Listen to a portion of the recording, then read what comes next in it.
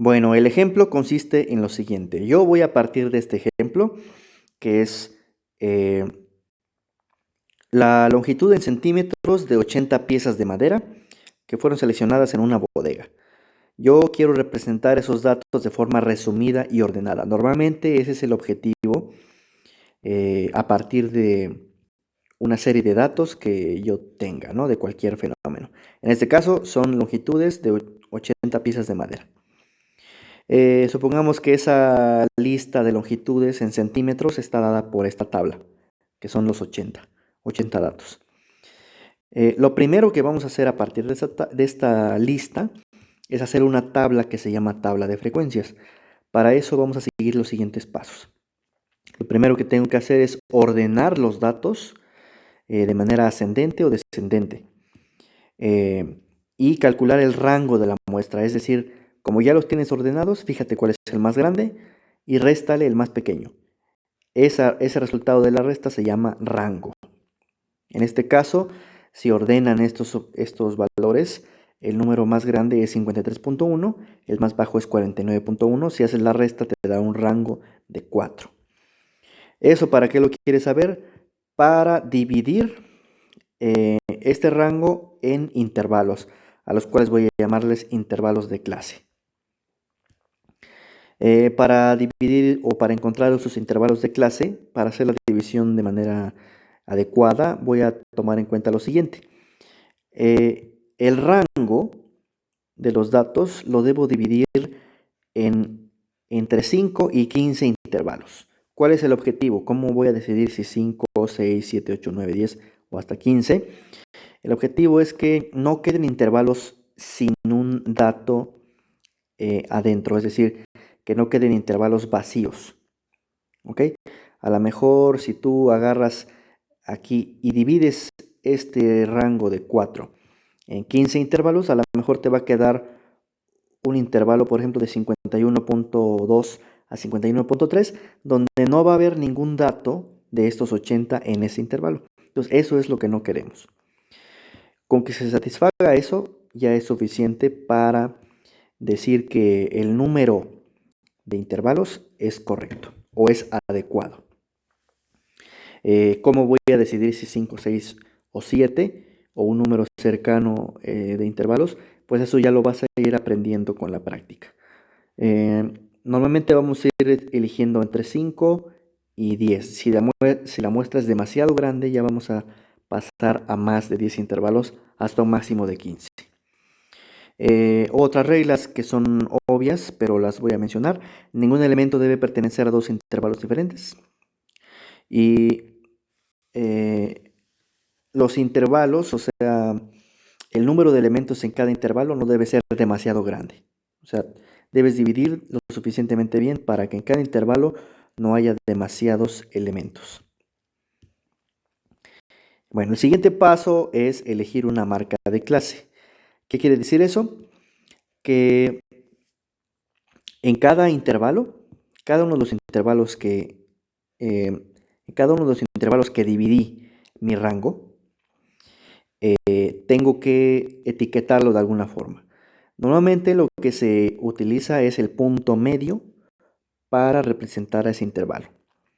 Por ejemplo, en el ejemplo que estamos utilizando de las longitudes de las piezas de madera, el rango es 4. Si realizamos 5 intervalos de 0.9, podemos iniciar, por ejemplo, en 49.0 en lugar de empezar en 49.1. Esas son, digamos, son criterios que puedes ir aprendiendo a lo largo de poner en práctica estas herramientas. Normalmente conviene iniciar en un número entero o en un número con 5 decimales, ¿no? 49.5, 49, 48. ¿Ok? Entonces, una forma adecuada de hacer esto es que el rango de 4 lo divido en 5 intervalos de 0.9 cada uno y por conveniencia inicio en 49.0. Entonces va a resultar lo siguiente, voy a tener estos 5 intervalos de 49.0 a 49.9, de 50 a 50.9, 51 a 59.9, etc. Aquí están los 5. Una vez que tengas estos intervalos, puedes hacer lo que llamamos tabla de frecuencias. de esta manera. A cada intervalo le vas a asignar un número de manera ascendente. Debes establecer cuál es el límite inferior y el límite superior del intervalo. Por ejemplo, el primer intervalo límite inferior es 49.0 y límite superior es 49.9. ¿Ok? Estos números deben quedar muy claros porque me van a servir para utilizarlo, me van a servir para calcular fórmulas de tendencia, por ejemplo, la moda, la varianza, entre otras. Bueno, la marca de clase, que es lo que estaba hablando aquí arriba, vamos a tomarlo como el punto medio.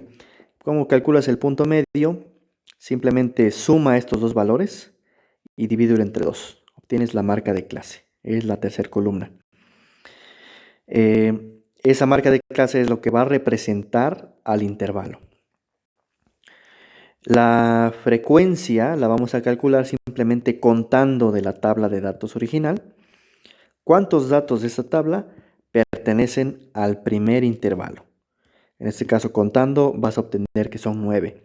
¿Cuántos datos de la tabla original pertenecen al segundo intervalo? Vas a obtener 20, al tercero 44, 6 y 1. La quinta columna, lo único que tienes que hacer es dividir esta frecuencia entre el número total de datos, que fueron 80. Entonces vas a obtener estas proporciones, que lo puedes interpretar después como una especie de probabilidad. Y también puedes calcular la frecuencia relativa acumulada, que se calcula exactamente igual como la función de distribución acumulada. ¿Qué quiere decir eso?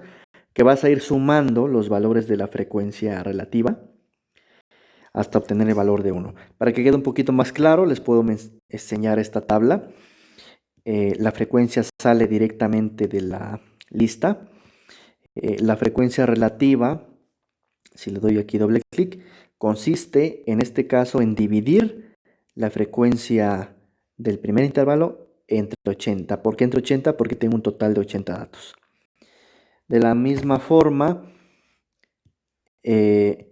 la frecuencia del intervalo 2 consiste en dividir la casilla G4 entre 80. Entonces lo único que puedes hacer es indicas cuál es la fórmula y arrastras para que Excel lo rellene de manera automática. ¿Ok? Para la frecuencia relativa. Para la frecuencia relativa acumulada, lo único que tienes que hacer es la primera casilla se coloca exactamente igual. La segunda casilla vas a sumar la frecuencia relativa del intervalo 2 más la frecuencia relativa del intervalo 1. La frecuencia relativa acumulada del intervalo 3 es sumarle la 3 más del intervalo anterior, o sea, del intervalo 2, etc. Vas a ir sumando de manera diagonal. El último valor debe corresponder con el 1, de manera similar a la función de distribución acumulada.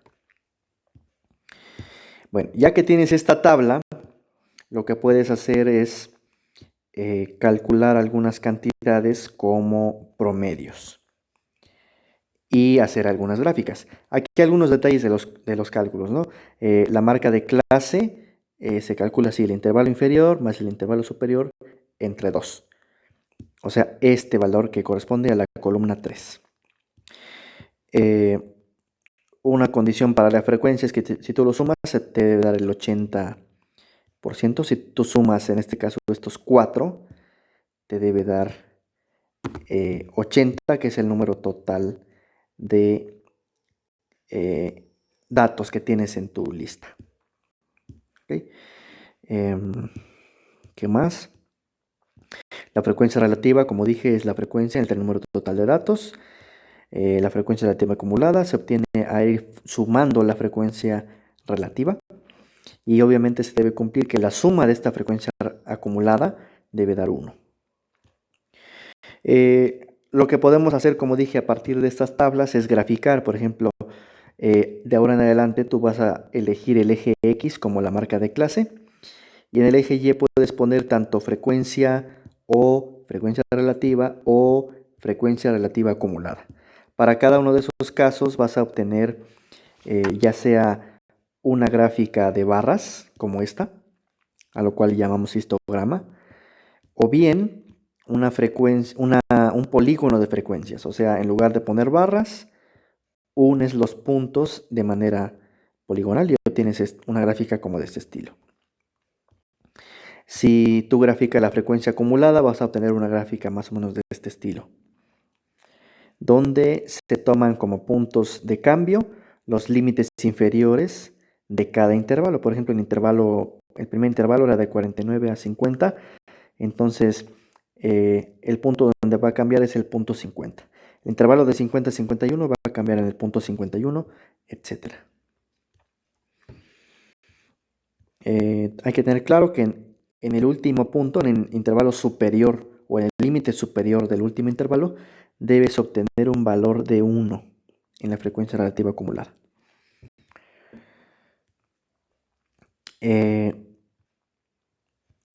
Otras cosas que puedes calcular a partir de estas tablas son las medidas descriptivas, que son de tendencia central, discripción, sesgo y kurtosis, pero eso lo dejo para un video separado para que quede completamente claro. Aquí termino el segundo video, nos vemos en la siguiente.